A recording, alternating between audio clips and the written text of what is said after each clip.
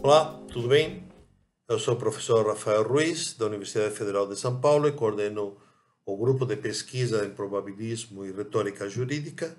E eu estou aqui com vocês para tratar de uma série de questões que me parecem as mais relevantes nas circunstâncias e nos momentos atuais, dentro desse programa de combate à desinformação dirigido ou colocado ao público, aberto ao público e às universidades, principalmente pelo Supremo Tribunal Federal. O tema em questão hoje seria a questão das provas, né? E a primeira questão que a gente pode colocar é por que precisa algo ser provado? Precisa ser provado principalmente porque haverá uma responsabilidade penal, porque estamos falando de um juízo, né? Porque estamos falando de questões que afetam, sim, gravemente a sociedade, né? Quando Aristóteles tratou sobre a arte da retórica, né, principalmente da retórica da dialética, ele falava que o retórico, o grande retórico, era aquele que conseguia dominar, né, conhecer a arte de convencer as pessoas daquilo que falava. Mas convencer no sentido verdadeiro do termo, não no sentido, infelizmente, que hoje em dia se dá, o sentido semântico de enganar, né? Convencer no sentido de verdadeiramente dar argumentos verdadeiros, né, que a pessoa que nos escuta fique convencida do que está sendo dito, né? De alguma maneira, Michel Foucault, né, tem um livro muito interessante, muito importante, chamado Hermenêutica do Sujeito, onde ele fala precisamente de um termo que utilizava na Grécia, era, para isto daqui, era a parresia, né? Ou seja, a arte de falar francamente, de não enganar, de não mentir, de não iludir, de ser franco, de ser aberto, de dizer verdadeiramente aquilo que se pensa e dar a argumentação para que os outros se convençam do que estamos falando. E os outros também farão o mesmo. E pouco a pouco a gente poderá chegar a um convencimento comum sobre os fatos, aqueles fatos que não há outra forma de chegar a eles, né, a não ser através da própria narrativa das partes implicadas nos fatos, né? Mas é preciso ser verdadeiros. Acontece que nós estamos em tempos de fake news, né? E então, como é que a gente pode lidar, né, com a veracidade ou com a falsidade do que se diz? Porque esta é a questão radical das provas. Então, ao longo de toda a história do Ocidente, né, desde a época dos romanos, passando pelo mundo medieval, indo para a modernidade e nos tempos contemporâneos, a gente vai vendo que vai existindo uma preocupação com a qualidade das provas, né? No começo havia, não vou entrar agora naquelas provas medievais que sempre se estudam, que são um pouco curiosas demais, né? Mas já na Idade Média se dava valor a duas grandes provas, né, que tinham a ver com a moralidade ou com a religiosidade da época, com a religiosidade cristã da época, que era o juramento perante Deus, perante o juiz, perante a sociedade civil, e a confissão, né?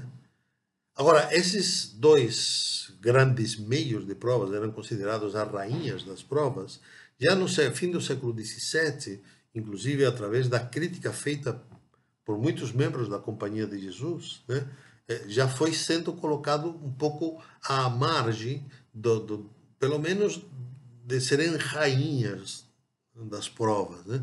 E aí então surge a preocupação com outros dois grandes tipos de prova, que são os documentos, as provas documentais e as testemunhas, né?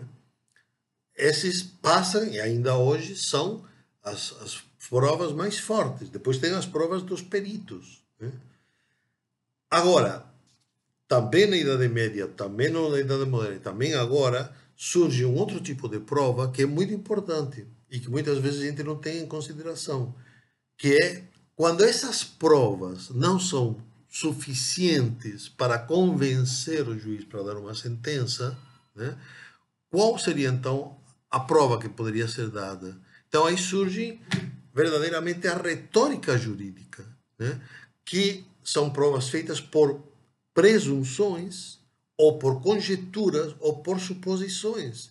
Em geral, né, prevalece aqui a ideia do verossímil, né? Ou seja, o verossímil é aquilo que normalmente acontece, aquilo que todo mundo pensa, aquilo que todo mundo acha. Há um consenso, ou há um costume social, ou há um convencimento, uma ideia, uma forma de pensar, que todo mundo pensa dessa forma. Isto é bem arrazoado, bem explicado, isto pode ser prova, né? Por quê? Porque nem sempre a gente consegue ter testemunhas e documentos suficientes para provar os fatos. Então é preciso do raciocínio das partes do advogado e do fiscal. Isso é muito interessante, por exemplo, se a gente leva em conta, né, dois grandes, ou duas grandes obras, né, da literatura, que é Hamlet, né, onde o espectro do pai que foi assassinado diz para o Hamlet, para o filho: olha, fui assassinado pelo teu tio e pela tua mãe. Aí o Hamlet fica desesperado. Como é que ele. Quais são as provas, a não ser do testemunho de um espectro? Então, isso não é suficiente, né? Então, para saber se são culpados ou não são culpados, o que ele vai fazer? Vai fazer uma estratégia, vai fazer uma encenação, vai convidar uma série de atores independentes a que vão no palácio, vai convidar todo mundo do palácio, da corte, para assistir à representação daquilo que o espectro falou que tinha acontecido com ele. E se o tio e a mãe ficarem nervosos, que de fato ficam, e eles saem correndo do meio da representação, eles já sabem, já têm certeza de que então a consciência do tio e a consciência da mãe delatou o crime. Isso é uma peça sobre um assassinato. Há um outro assassinato famoso, que é o do Fyodor Dostoiévski, né? Perdão, o do Fyodor Karamazov, né? O Fyodor Dostoiévski não foi assassinado, ele escreveu, né? O pai dos irmãos Karamazov foi assassinado por alguém. Cada prova por separado não é suficiente para comprovar quem foi dos filhos aquele que matou. Parece tudo indicar que foi o Dmitri, mas quando você analisa por separado as diferentes circunstâncias, as diferentes provas apresentadas, não consegue chegar a essa, não consegue convencer o juiz. Mas quando se faz a argumentação juntando todas as provas, isso era um princípio, um brocardo latino, né, que todas as partes por separados não comprovam, mas elas juntas são suficientes para estabelecer uma conjectura. Então, acontece que não foi o Dmitri, foi outro. Né? Não vou dar um spoiler aqui. Então, mesmo tendo todo o cuidado de comprovar, de conjecturar, de supor, às vezes as provas não são suficientes. Né?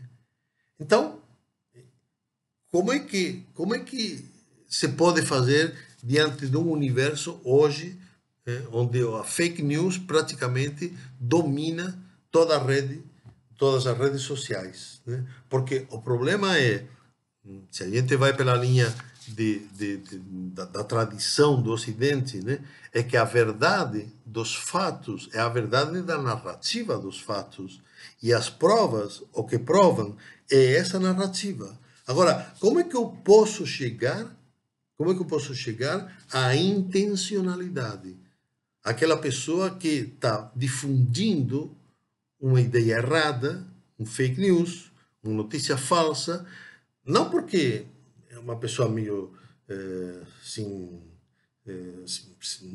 muito sentido, sem muita preocupação com nada, e então ela vai e passa para frente porque o que ela quer é simplesmente ser um influencer, e vai passando, mas não tem nem comprova, nem não se preocupa com o que está passando para frente. Tem muita gente que é assim, mas tem outras pessoas que realmente têm a intenção de enganar, a intenção de manipular, de fazer com que se pense de uma maneira errada, porque a informação que é dada é errada.